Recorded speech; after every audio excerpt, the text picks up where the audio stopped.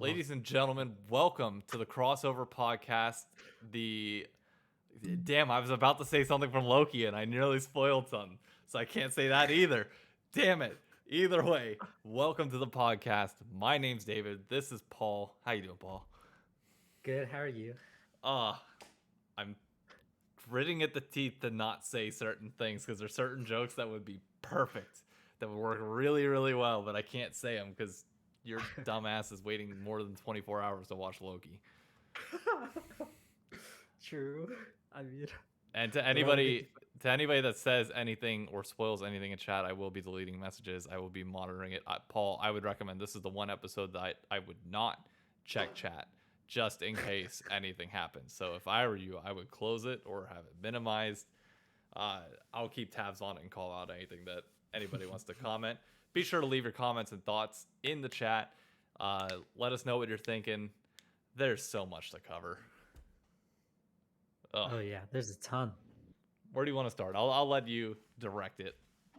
Oh, okay. Then I'd say first one is just off the cuff reactions to SKT just firing everyone. I mean, that was kind of different seeing them just fire both their coaches in the same day. So Yeah. let me ask you this. Do you think that what's his name? LS becomes head coach now? No. No. Then I hope not for his. I would say the only reason no is not because I don't think he could do it. It's more his. I know he has a lot of health issues, and then I worry about his mental health going through that kind of strain. Not only like from the competing side and the amount of time it takes to be a successful coach, but also just the depression that is like I don't know what fans will say to you. I don't like the idea of it. How much that would eat away at him. he's got a very combative personality. Yep. That I could definitely see like him going at fans, uh, and just going that regard. But I agree with you that I don't want to see LS coach, but not because of that reason at all. Simply because I don't think the SKT fans deserve him. It's a good point. After everything that happened, and the reason why these coaches were in their role in the first place is because the fan base was racist and homophobic. Yep. And I don't want to see LS get put in that position, even though he's an SKT fan, and I'm sure, it would be great for him as a career, etc. Like, it just morally, it feels wrong for him to get it that way after the people who were put in Mhm. because SKT couldn't control their fans. Like, that's how you get the job? No. I said at the beginning of the split that I wouldn't mind seeing SKT crash and burn, and I still hold that philosophy. Yep. And And no, have they said who they're replacing them no, with? no, they haven't announced Okay. it yet, and they play tomorrow. Wow. And what's up, Murky? Also, How's it go, Murky? I thought you were not yes, supposed to just read chat, Paul. I'm not. I didn't see Rico say that Tia one fans will lose their minds. I didn't see it. Okay. I may have wanted, didn't see it, but no, I just don't. I don't get why they did what they did, but I think it segues and falls in line with our Bud Light Ace Oh God, in the chill zone you went with there already. CLG. Yes, that's comedy gold, dude. The only people to one up SKT for coaching staff, like with what did SKC say too? They were like, we have 3 games left or something, and they're like, hopefully they can turn it around, and this will be the motivation. Because we all know a good motivational thing to do for in a team environment is just start firing people left and right. Yeah. It's just to grab them and say, you're out of a job. Hey, you, out of a job. See you next year. Good luck. And that's what CLG did. And they stepped it up even. They went, hey, what would be cool stuff content? The people love drama. You know what we can do? Let's just film us literally telling people, you either 3-0 or die. I Just, can't believe it. just so you know, your internet is cutting out ever so Are you slightly. serious? Not to the point where it's missing anything that you're saying. It will just like skip like once every like 10 seconds or so. But Okay. Let me okay. open up my door. Here's the thing I will say about this, and I know this is controversial, and I know a lot of League fans will probably be pissed off at me saying this. Video did not bother me in the slightest. Quite frankly, I liked the video. The issue that I have with it was that it was on sponsored content. That's where it felt odd. And the fact that CLG has not put out a single goddamn video like that, nor a piece of content at all, and that's the one thing you put out, it's a desperate grab for attention. If they Yep. constantly put out documentary series or constantly had things like this that were behind the scenes, this is just another episode of Hard Knocks. And that's it.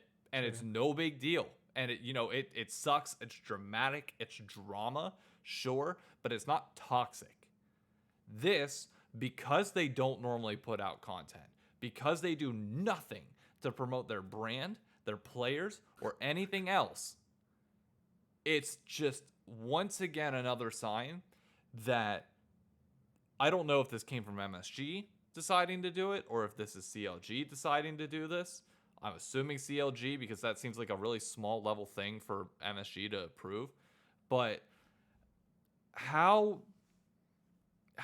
dumb do you have to be? I agree with what Rico's saying. People wanted transparency, they get it, and they're crying about it. I 100% agree. I want to see transparency. I want to see these moments. But you can't put out something like this as your only piece of content and be transparent in this one moment when you're not willing to do so at any other time. You can't. You need to be all or nothing. There's no half-ass in between, or you do exactly what you did here. Yeah, I mean, it's hard because I also like the video, honestly. I enjoyed watching it in the sense of like the masochist in me was like, that's kind of cool. I mean, obviously you feel bad for everybody in the room Yeah. who's getting fired, but that's like that's what that job is, kind of, as sad as it is. I mean, the reality of it doesn't get any happier just because they do it behind closed doors. Yeah. Sad as for people to eat up. And it amazed me how angry people were watching it because I was like, dude, this is literally what TSM does like all the time in videos. Now, granted, they do follow a line of consistency, but TSM has put some wild things in TSM Legends and when they were doing like the Game Cribs thing or whatever. Oh, yeah. And people were always like, this is the best. But then CLG posts that, which it was random. And the little thing on top, there was some real art in calling it the Bud Light No Chill Zone. That was just the like, oh, that was the best thing I'd ever seen in my life. And, and that killed me. That is what really killed me. I didn't think about the fact that it being sponsored was cringe until you said it, but that is hilarious. It Like, is. because when I read that part, I was crying laughing in my chair. I watched it like everybody was freaking out. And it was like, okay, like how bad did they mess up on this? And when I first watched through it, I was like, I don't understand. Like I don't get the visceral reaction to this whatsoever. And then I truly, it took me a minute to just like stop and think like, okay, well, you know, I went through all the steps of how they put anything else out. What does this mean? The sponsorships, everything else. And it's like, then I started thinking about freaking how Madison Square Garden conducts themselves as a business in relation to League of Legends and how much care they show the CLG brand. And it's just like, it literally boils my blood. And I've said this I think I've said it on this podcast. I know I've talked about it on TikTok before. But Madison Square Garden really needs to get the hell out of CLG. Now, I think it was Emily Rand that said this on, I don't know if you listen to like their Spotify podcast with like her and Travis Gafford. No. But she basically said that her and Travis agreed that they would like to see Madison Square Garden sell the brand of CLG and Wow. let somebody else take it. I completely disagree. I I think they can sell the brand to anybody they want, but I at this point I think you should retire the brand.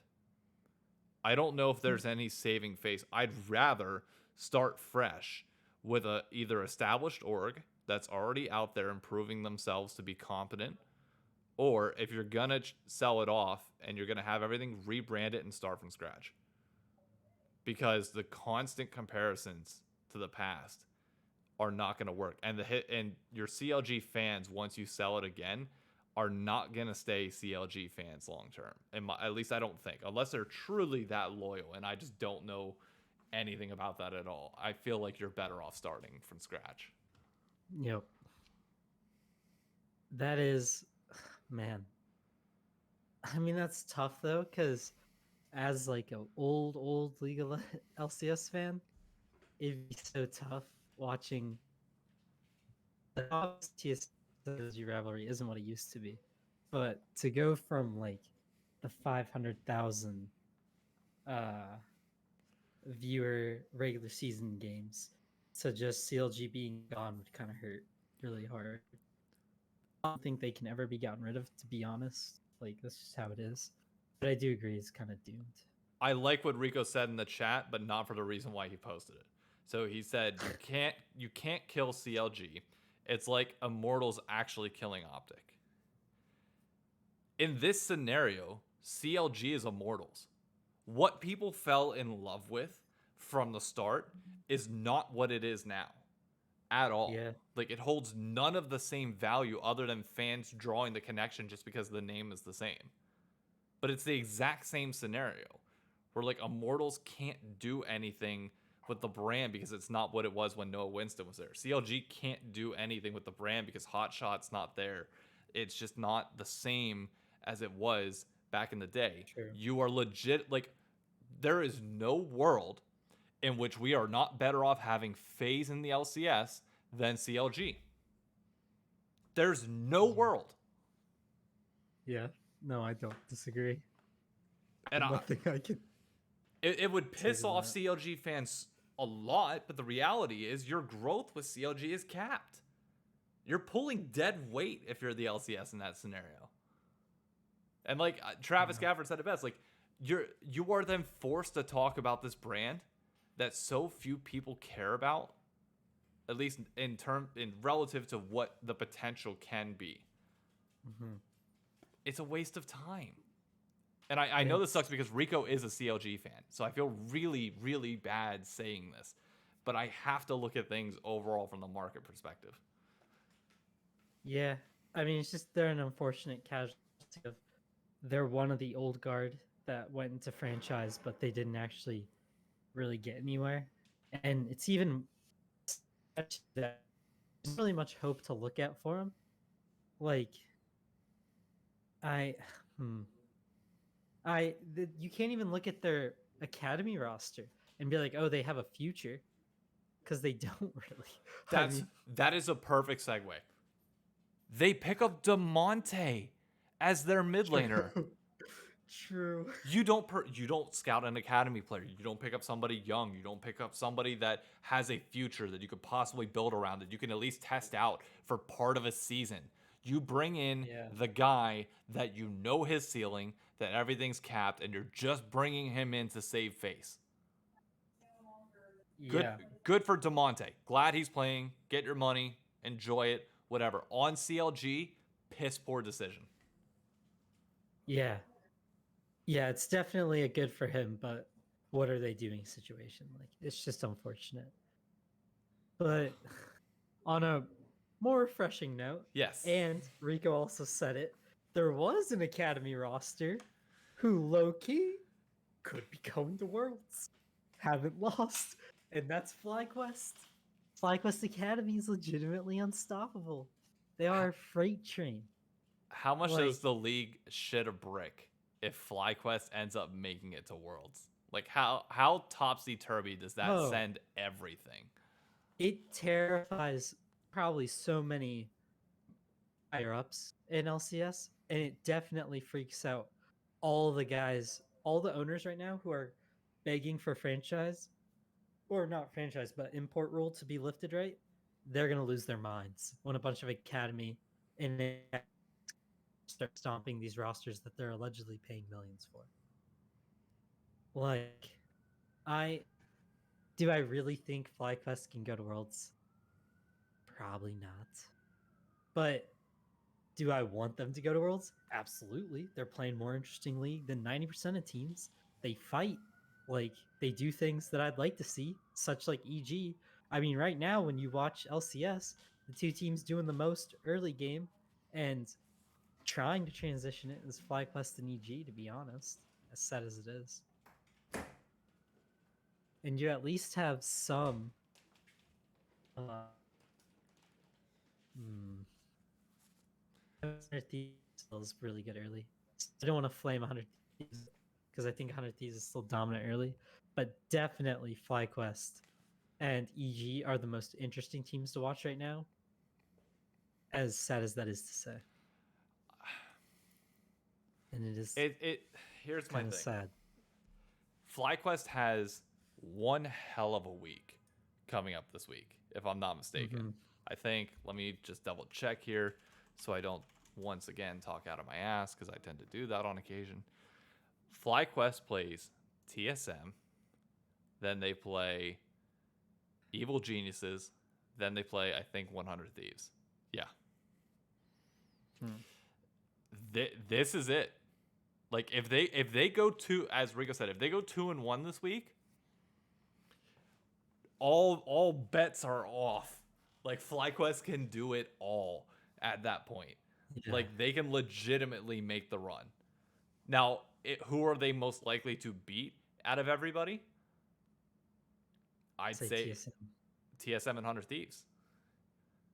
True, I think they play very similar to Evil Geniuses in terms of proactivity and playing together as a team. Mm-hmm. That realistically, that proactivity can easily take a game off of TSM, and could definitely abuse 100 Thieves if done right. CLG just has not CLG, Jesus. EG has that spark to them that they're not afraid for it to get messy, unlike the other teams, it seems like. So I don't know. We'll have to see. If they go 2-1, I'm bought in on the hype train. I'm legitimately bought in.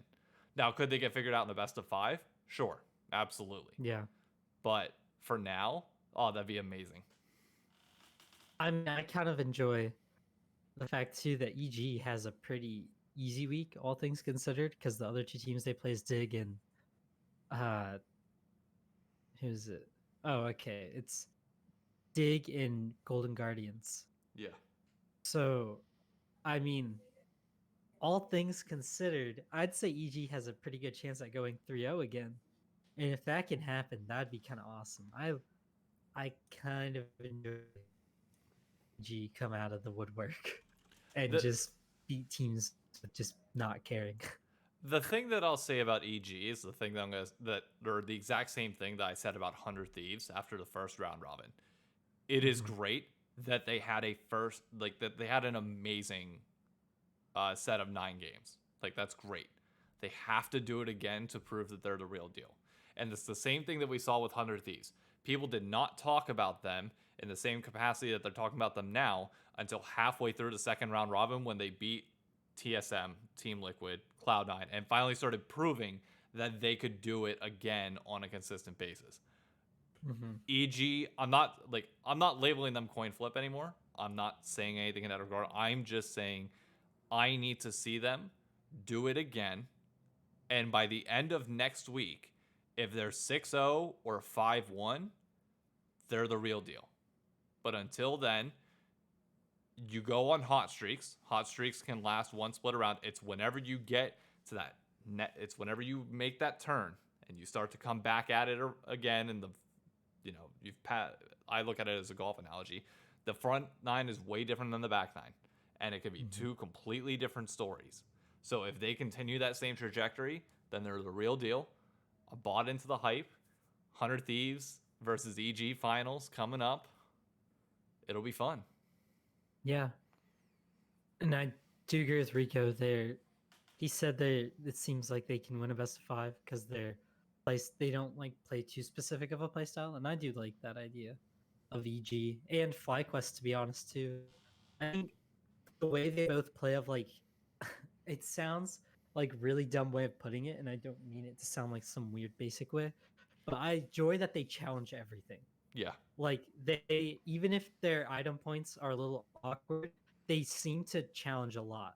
And they actually make you like mechanics check. And I appreciate that. And EG has insanely good early game like tower dives. yeah, I mean, they've been really good with wave control early, which has kind of impressed me. And I didn't really think EG was going to be that smart, but they're figuring it out. I mean, the only thing that's unfortunate for EG in playoffs, I would say, is Impact is constantly like way behind in farm top. And if a team can figure out how to stabilize against them in a best of 5, usually seems to win out in NA, as sad as it is. Teams just make the game go long and scale, then that does worry me a little bit. I mean, yeah, because Impact isn't really doing the best in lane. But as long as Jizuke can keep being a weirdo and stomping everybody, then yeah. it's fine, I guess.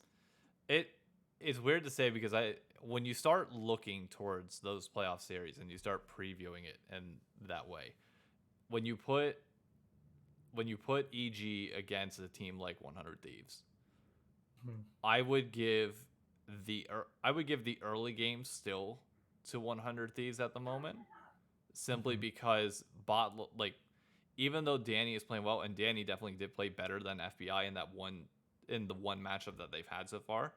When you look at the matchups in other games, while Danny is playing well, he's still not stomping teams as or stomping lanes as hard as FBI is. Mhm. And I need to see like he doesn't have to max out in the same way that FBI and who he are, but I definitely see the early game going to 100 Thieves to a certain extent. The mid game is all EG. EG Yeah. can make it an absolute shitstorm and come out of that ahead. But I would Yeah. still favor 100 Thieves in the late game. I prefer Impact in Sunday late game. I'd say is about dead even. I take Closer over Svenskeren late. I take Abadage over Jizuke late every single time. Uh, Danny and FBI is dead even in the late game. And who he versus Ignar, I prefer Ignar late game. Yeah. It's also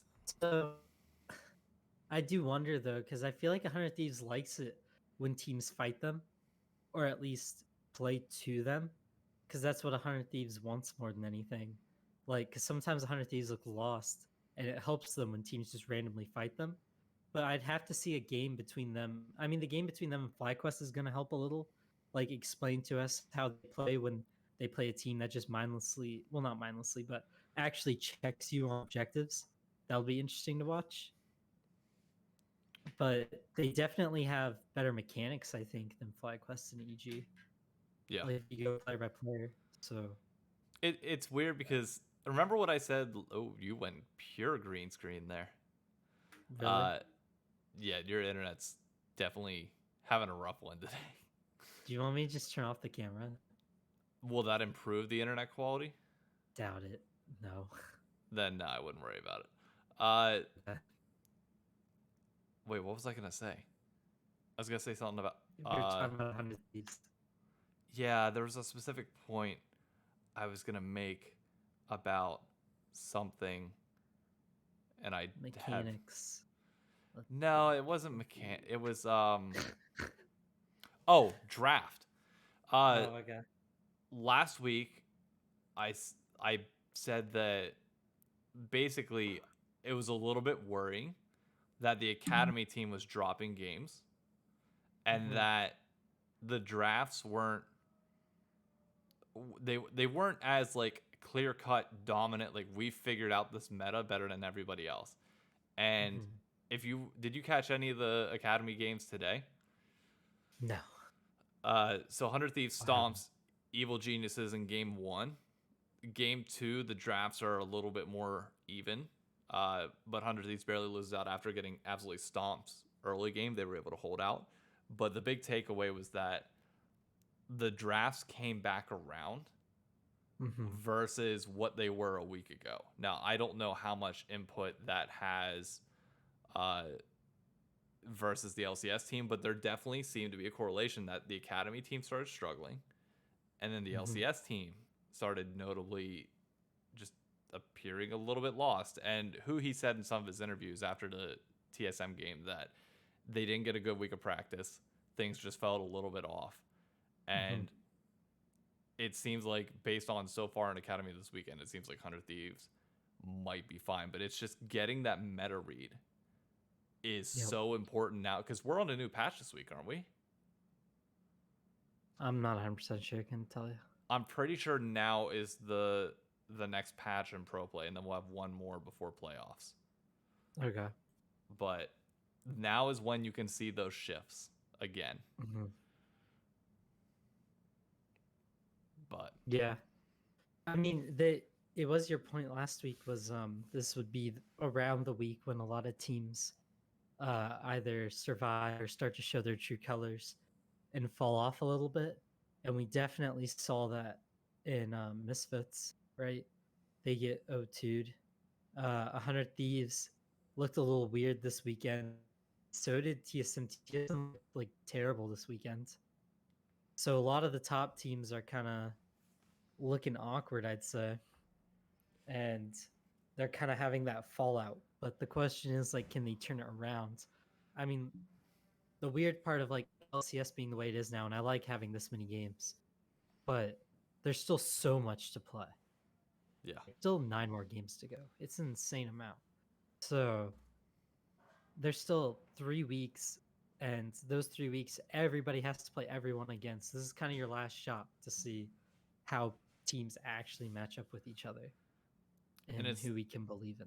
it's nice because the standings are close enough that a good Yep. run will catapult some teams up. Like EG having another good split will close the gap between them and 100 Thieves. Uh, Mm. but I really do appreciate the fact that records rolled over because it forced. Had it not, 100 Thieves would be significantly ahead. And EG, Mhm. 100 Thieves, TSM, and EG would be significantly ahead of everybody else. Yeah. Whereas teams that we know will do well in playoffs, like Cloud9 and Team Liquid, who will likely figure it out and be a little bit more scary come best of five, they're not punished as hard for having this weaker start to summer, and they can Yep. revamp it around. But like, it's weird to me to see that there's a 3 game gap between 100 Thieves, Cloud9, TL, and EG. But then there's 4 games difference between them and Dignitas with 18. Yeah. Like, it's insane.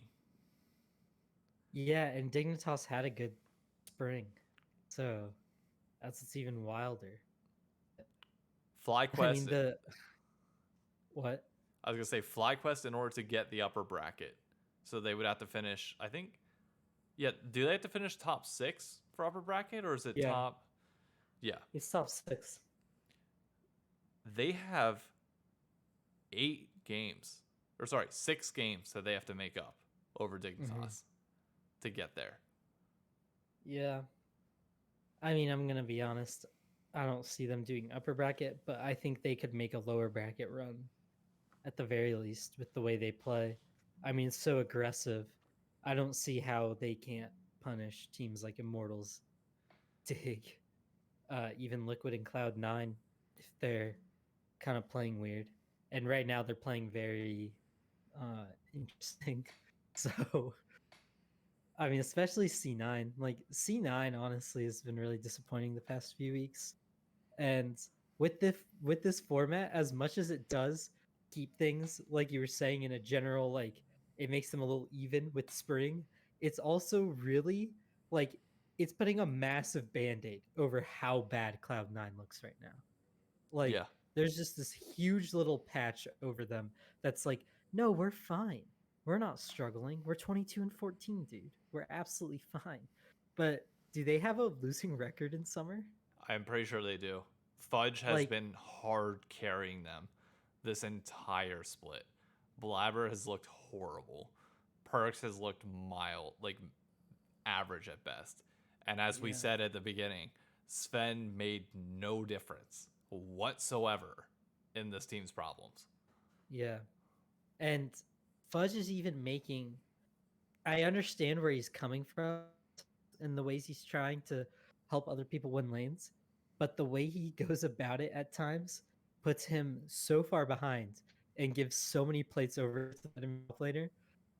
It's so minute and he looks awful. So then it just becomes awkward because their best players probably Fudge right now, Oh, I'd by say. far and away, it's not even close. Yeah. And he like will TP bot, and sometimes he'll TP bot and he'll get one kill, and I'll be like, "Oh, sick, he got a kill, so it must be fine." But then they like pan over to top lane in like three. I'm like, "Oh," and he loses all that CS and all that XP. At the end of the day, you're kind of like, "Man, that's kind of tough."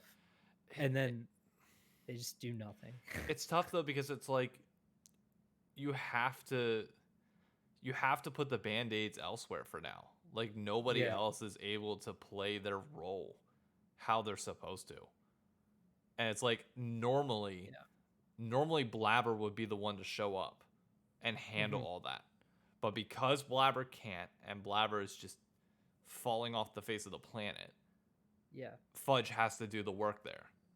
And Yep. because of that, I like that this brings into the conversation the whole like MVP vote and the feeling that I have about Spica as well, where it's like Spica is playing so insanely well, but the reason he's forced to play so insanely well is because all of his lanes are losing on a consistent basis.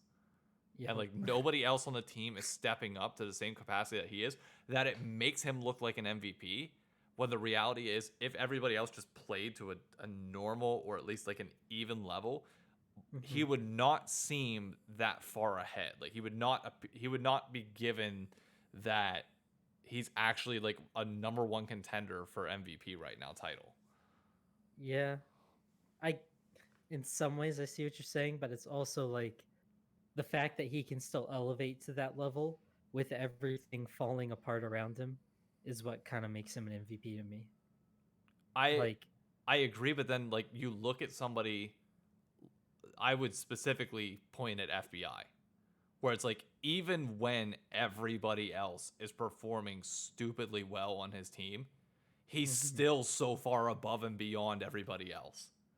Like that he's smashing everybody in the same way that we looked at like Double Lift in 2016. Like the Yeah, fact that you can still be a standout while being on the biggest team, the same way that I would look at Danny right now. That to me is more insane than you standing out in a scenario where everybody else is struggling. well, when TSM is good, Spica stands out. Like to most people, most people like that I listen to, and a lot of analysts say that he is far and away their best player. Yeah, and by no means So I don't I want to even take mean that when they away. win. No, Yeah, I agree with you. I don't want to take that away. It's just like it's a perception thing in my mind yeah, I see what you're where it's saying. like yes, he's up here, but like the Hmm. difference between this and this is significant in how it drives the narrative. Despite him still obviously being up here and nobody's disagreeing with that. But that extra Yeah, gap that you're closing I do see what you're saying. is Yeah, really big for narratives. yeah, and it'll be interesting to see how MVP voting goes because I doubt he eats anything. He just never does for some reason. I think Like you he's will. not very popular. I hope he does, but he's just not very popular. And they really like Closer, and Closer's playing very well, so I understand why. It's just honestly that the analyst desk loves Closer, like above all else. I mean, I hate to say And it, he does I don't think he deserves as much attention as he's getting because Abadage definitely enables like a majority of that, but it still is on him to close the deal, which he has been. So yeah, Rico asked a very good question. I was actually going to ask you this anyways. Uh, Ranked choice. So this means you have to give me your number one, your number two, and your number three. Uh, who's your MVP? Abadage. One, because he's really good. Two, narrative. Like the No, narrative no, is no, really no, no. good there too. I mean like three players. Like No, I when? was just saying the reasons for Oh, Abadage. okay, And okay. then like my second player would probably be, I guess, be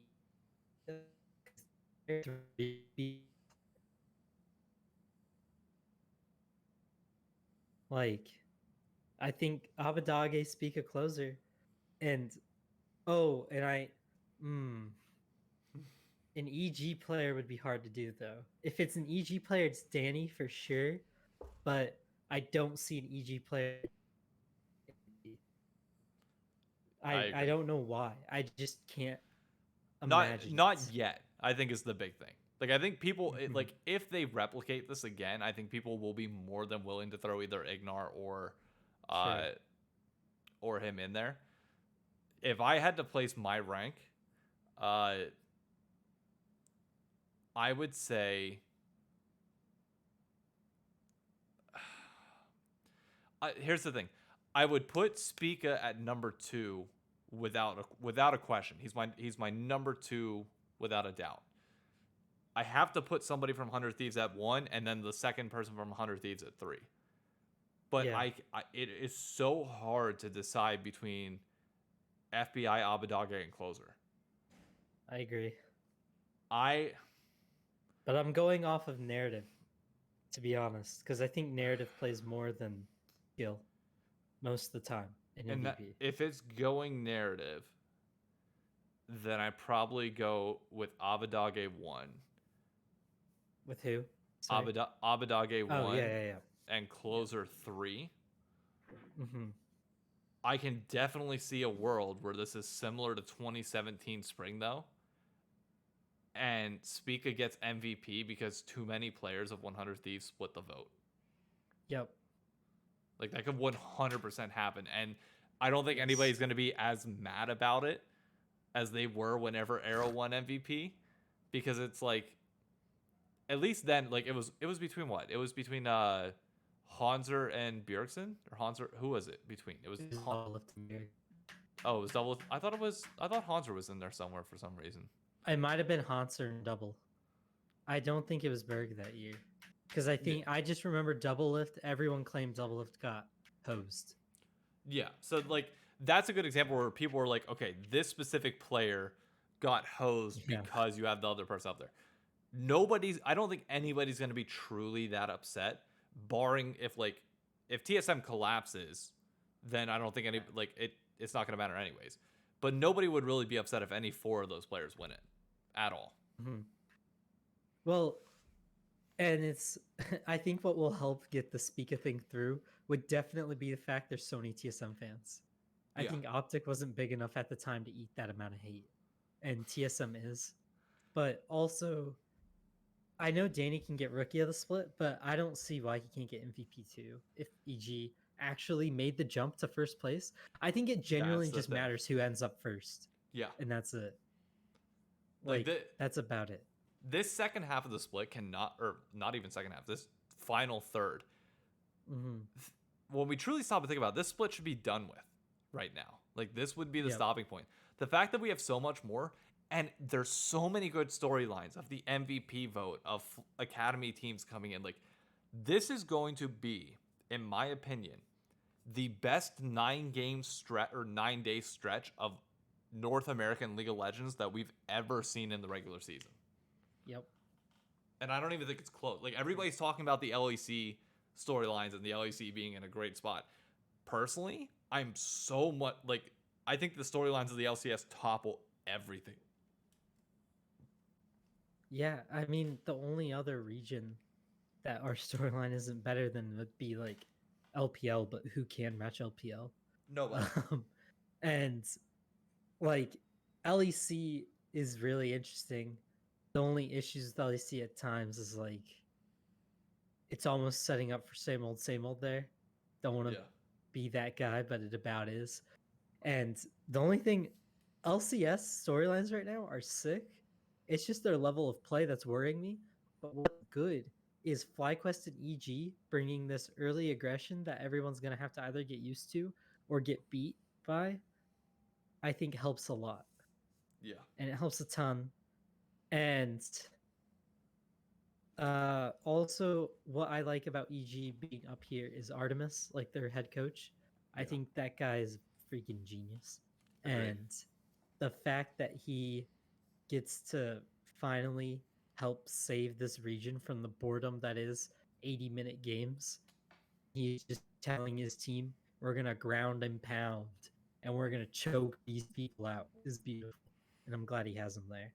Hopefully that makes the region worth watching when playoffs comes, because I'd love to see some FF15 games where teams are just giga inting. Although that does contradict the TSM Legends that came out last week where Beard was like, every time we lose, it's in like 20 minutes because we just start inting and we get tilted. And Speaker's like, yep. So that's kind of a problem, I guess. Yeah. But it's good content. It's good content. The only The problem for them is they don't win in 20 minutes, so it's not as good. yeah. Cringe. The one final thing I will say about saving North America before we move on to the LEC and the Bwipo jungle phenomenon that has taken over is I do want to give a shout out, and I know I've said this on Twitter and I know I've said this on TikTok, but I think it bears repeating. One of the biggest things that we need to see growth in North American League of Legends is we need to increase the player base. And I think everybody agrees on this, and I think everybody knows about this. And there's a PC cafe named OSNYC in New York that just announced today that they are switching to a subscription model where you pay $75 a month or $750 a year. So basically, you get 2 months for free with that. And you can go in and play at any time. And this is a significant change from what was previously just like you pay $5 an hour. And that slowly adds up over time. Over one day, you can already pay $75. Wow. This is so important to getting League in the hands of more people because this is going to make PC gaming more accessible. And I know I've seen people gripe about saying that moving to this model will allow parents to drop their kids off and play on PCs for 13, 14 hours a day and not have to worry about it, and it will clog all the PCs. Then you know what? They need to get more PCs. Like that, that's just the reality. Like that, this is going to do so much good for our ecosystem and our ability to develop players. And I've already committed to this that I'm playing one. So Clash is played on Saturdays and Sundays. I'm committing one of those days during every Clash to playing it in person at OSNYC. Nice. With a group of 5 to just try and help promote playing the game in a team environment, grow the game a little bit, maybe teach some people there who have never seen it what League can be like. I want to do my part in helping this grow. OS has done a phenomenal job on their part, and I hope every single PC cafe owner is looking at this and saying, yeah, we need to do the same. Because it's better for everybody, and I'd imagine it will probably be better for your business model in the future. Yep. But I just wanted to throw that out there. I'm not sure if you have any opinions on that, but I just really wanted to make sure that was... No, I mean, I live in Indiana, dude. We don't have a PC cafe anywhere. Yeah, but you'll be coming up to finals in New York. Well, in Jersey, but basically New York. And I'll actually be able to show you what this place looks like and show you what a good LAN center can be like and how... I'll bring my keyboard and mouse. You don't have to. They have keyboard and mouse. The only thing you would need is a headset. And even Yeah, then, but they have them. custom. I just want to bring my own mouse at least. Okay, yeah, bring your own mouse. Like mouse is feel. Mouse is feel. That's that. Whenever I go, I take my mouse and I take my headset. That's realistically all that you need. True. I like the keyboards there. Like, they're all mechanical keyboards, and in my opinion, mechanical keyboards mostly feel the same. But the mouse is definitely more of a individual thing. That like the HyperX mouses aren't bad, but like I don't know. Even though Razer, My Razor Death Eater isn't anything special, but it just conforms to my hand so nicely. Anyways, going to the LEC, Misfits fell off hard, Yeah. really hard. Yeah. Like they crashed and burned hard. Do you think they're done, or will they rebound? I want to say they're like gone. Yeah, I'm not willing to say that.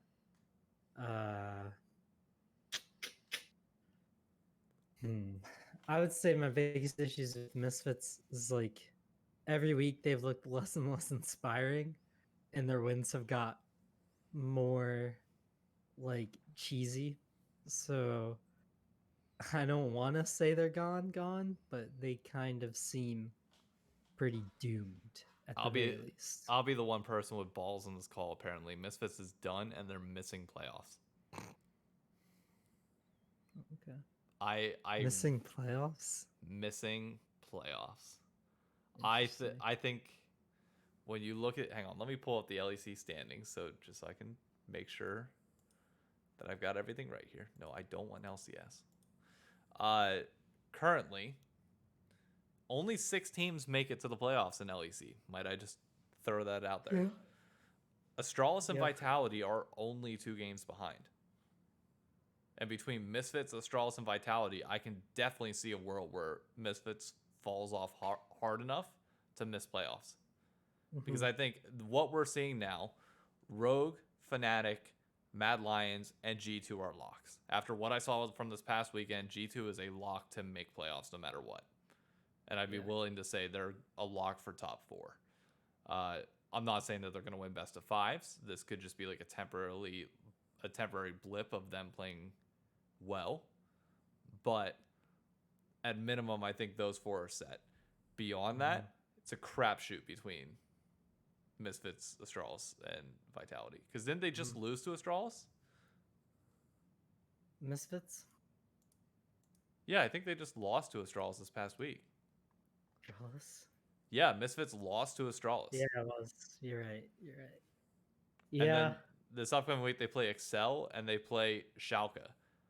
If they don't... the Astralis game was bad too because they got ahead of anyways. Yeah. If they don't 2-0 this weekend in decently convincing fashion, nope. It's done. I won't say it. The rabbits going into hibernation. It's done. It's dusted. Yeah. Collect your nuts, dig them in the ground, and hope for the best. I just feel bad. Like, it sucks for them, but I mean they genuinely don't stand a chance. No. Terrible to say, but they don't stand a chance. Not at all. They're not even that bad, dude. That's what's sad. They're really not that bad. Like, just so sad. They just play so uninspiringly, and the way they play is so slow now that it's like they just seem like they have nothing happening when the game goes long. Yeah, it's brutal. The problem is it's one of those things that you see in golf a lot, where it's like you get out to such a commanding start by playing aggressive and doing these things that are unique to you, and then you get out ahead. And then you start getting a little bit more protective because it's like, okay, we're not gunning as hard. We're not gunning for the top anymore. So let's, play it a little bit safer, change it up a little bit. And it never works out because it's that thing that got you to the top until that's figured out by other teams, which it hasn't been fully. It's been more Misfits kind of not, I don't know. It's just, like you said, it's just weird. It's like them literally just letting off the gas entirely. Yeah, no, it is. And now we're back to the same old top 5, which I'm not saying makes the LEC boring, but it's kind of a nice pace to have, the dichotomy of teams that we have at the top of the LCS versus, Rogue, Misfits, with Whippo Jungle. So technically Whippo Rookie of the Year. Okay. didn't he get Rookie of the Year really um not cringily, but like really uh what was the word? Like it was really controversial last time he got it. Well, I mean, his rookie year would have been the year that he was swapping out with Soaz and replaced Reckless as ADC because Mm-hmm. mages and bruisers were so popular in the bot lane. Mm-hmm. Did he win rookie of the split? I think he did, or no, he didn't win it. Remember, like they tried to say he won it because he subbed the season before. That was why. Uh, Good old But technicalities. either way, gonna be honest, at least he's just kind of the same as always. Business, it's back to business as usual, my friends. Who wins it? Business is booming, and it is the same. Who wins it? Um, Now that we're back to that era of it feeling like the same, who of the same old tribe wins it again? it pains me to say it because I hate them with every fiber of my being. G2. I highly disagree, but I respect your opinion. Yeah, I don't know who wins it, dude. I It's the same four teams. It's the same four people, like or four guys. And then people go, "Hey, they're all about the same as usual. Fnatic's a little better than the others. Rogue's pretty good as always, but has Rogue ever clutched it in playoffs? they they should have. No. Like they here's Get around. and No. I'm gonna go out on a limb here and say that the finals is going to be Rogue versus Fnatic, and What a crazy limb you went out on. I think that Rogue takes it all. Oh, really? Yeah, I legitimately do think, despite their woes against G2, I Mm-hmm. think against everybody else they're gonna be fine. And I think So when who you knocks out G2? Fnatic, Okay, I I think like it. I think it's gonna be G2, Fnatic, and Rogue at Worlds. Fnatic knocks out G2 in the second, third place match, and Yeah. Rogue goes from there. The only scenario where this changes is if we have Rogue against G2, Mm-hmm. or no, sorry, Rogue against Fnatic earlier on than we should, and Mm-hmm. that throws off the bracket. Assuming Rogue and Fnatic get 1 and 2 seed, then I see them going that far. If they match up earlier than that, I could that throws everything into a loop because of the bracket setup. Yeah, I would say mechanically, I believe in. Hmm. Mechanically, I think Ro or G2 is playing really well, right? So everyone thinks that they're gonna be insane. Yeah. Um, we also think what else? I mean, also like Rogue obviously has really good jungler. Fnatic has insane mechanics. Adam is actually really fun to watch, and Niski's way And a outperforming really what good I thought. jungler. True, and a really good And jungler. a really really good jungler. Yeah, they do. And their bottom lane is one of the best in the league, that league. Mad Lions is probably the least mechanically strong right now, uh, for sure. Yeah. But Mad Lions is still a really good team. So it's hard to really throw any of them out. And what's funny is like if Vitality can sneak in, Vitality actually has some really fun players. Yeah. Like outside of being a good team, they just play in a way that's so interesting. Like they really do ball out when they want to. I hope they can make playoffs. They have some good guys for it. Do I think they really make noise? Probably not, because they just don't have much experience. Yeah. But I'd love for them to make noise.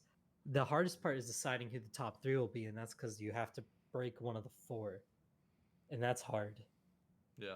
I mean, definitely the bottom two are probably G2 and Mad Lions currently. The only reason I think G2 can win it all is because G2 seems to have a clutch gene when it matters most. And the way Caps is performing right now, or Baps, my bad, is performing right now, is kind of insane. How much of that clutch though was perks versus actual G2? Because we said the same thing in spring and you saw what happened. True, true. Yeah, Perks is a lot of it, but I just think this week we actually saw old G2 a little bit. Like they were hard stomping good teams. You know what I mean? Like to prove a point. How And do I you like it when G2 plays to prove a point. how do you know when a team is past its prime? When you're referring to a prior version of themselves as the peak version. Yeah. That to me I is see what the you mean. sign that Europe is gonna struggle at Worlds this year. But G2 stomped Rogue. Like they absolutely ate Rogue. Yeah, but Rogue always crumbles against G2. That's why it's so hard to Yeah. truly. I don't know. I have to see more from G2. Again, just one more week of them performing like this, and yeah, I'll be willing to buy in. But one game against Rogue to stomp in that matter, it just feels like Rogue is like, Well, here you go. We get our answer. G2 plays Fnatic oh, they do already? Oh wow, Saturday. wow. Yeah. So they play Vitality and Fnatic, two teams that we're both interested in. So Yeah, there you go. there you go. Easy answer. We'll get our answer. Next week we'll know. We'll be like, okay, All right. G2's gonna win it all. It's done and Yeah. dusted. My job here is done. Too easy. Not my bad. Not my fault. It's this easy. Yep. Hey, LEC, if you ever need us for a promo, just know. Our laggy selves will be right here. You know where to find us. Gosh dang it. You got any call outs for the LCK or LPL since you've been watching a good bit before we send her out? Oh yeah. LPL EDG is just absolutely crazy, bro. They're actually so good. Like EDG is very fun to watch. Um Another team that I would say, if you have time, I would try to check out LNG. I think LNG is a very good team and they're very interesting. They have Tarzan from DK. Yep. So they're just another LPL team with insane mechanics and a good jungler. And copy paste that, you get fun stuff to watch. Uh, I'm looking at the schedule real quick because there was a game I wanted to watch. That was gonna be fun. Uh, yeah, Ultra Prime versus Wii. I think will be a fun game to watch. And Top and Fun Plus Phoenix play, which I think will be fun to Ooh, watch. that'll be good. Yeah, if people can catch those, I think they're worth it. You also get Rogue Warriors and Rare Adam. I mean, well, Rogue Warriors is terrible, my bad. But Rare Adam, I think, is a good team to watch, or I'd get familiar with them. I think you'll hear a lot about them at Worlds.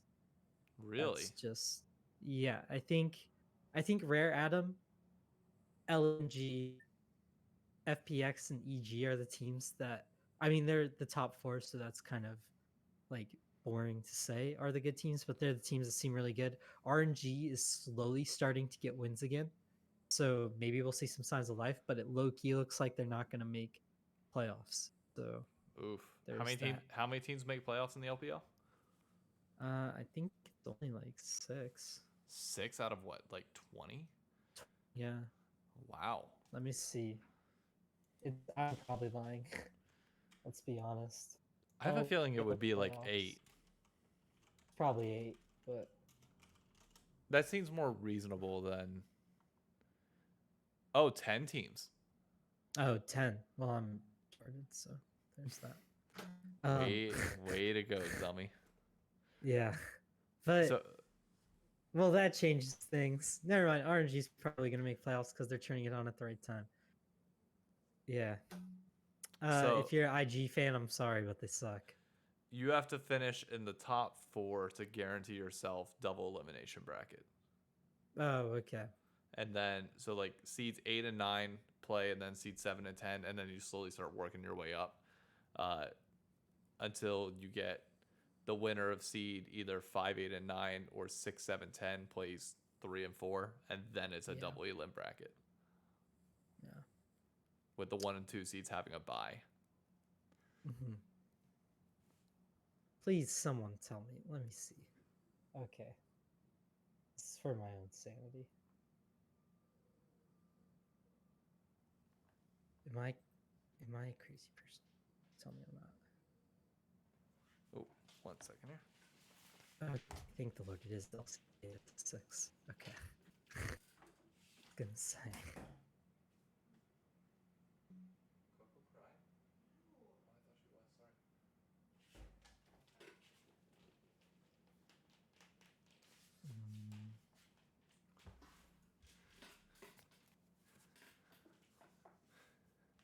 Sorry. All right. Yeah, but I do think those are the teams that are on the watch list, obviously for everyone. If you're gonna watch LPL, I think LNG is really fun to watch. EG is really fun to watch. And that's about it. I mean, yeah. If you're gonna watch LCK, just know that T1 isn't worth your time. Hopefully so. I'm hoping to see a loss there. But Yeah. any closing remarks before we send it out for tonight? TSM is the best. I think we just proved that 100 Thieves is the best because you guys once again got shit stomped by 100 Thieves. But yeah, sure. We'll go out with that something. Head to TSM's head the is best. tied. Yeah. And we'll play each other soon again and we'll see who is the better best of one team. But I don't know. Anyways.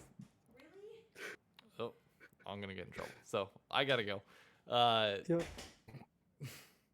Thank you everybody for tuning in. Be sure to follow Paul and myself on Twitter at @DShynock and at 23TarHeels50.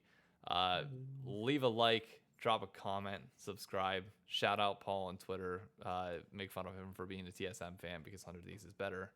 And yeah, that's about it. Y'all have a good one. Goodbye.